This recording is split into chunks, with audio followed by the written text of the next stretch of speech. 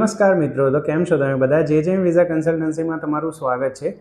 તો આજે આપણે વાત કરવાના છે યુકેની અંદર જે 2 વર્ષની વર્ક પરમિટ આપવામાં આવે છે, તો એનું જે બેલેટ સિસ્ટમ છે, કારણ કે એમાં તમે એન્ટ્રી છે એ બેલેટથી જ લઈ શકો છો। તો એ બેલેટ માટેની ડેટ ડિસ્ક્લોઝ થઈ ગઈ છે। 21 જુલાઈથી લઈને 23 જુલાઈ 2026 સુધી 3 દિવસ માટે છે આ બેલેટ ઓપન રહેશે। તો એમાં તમારે એન્ટ્રી લેવાની રહેશે અને જો તમારું સિલેક્શન થશે તો 2 વર્ષની open work permit UK government દ્વારા તમને મળશે।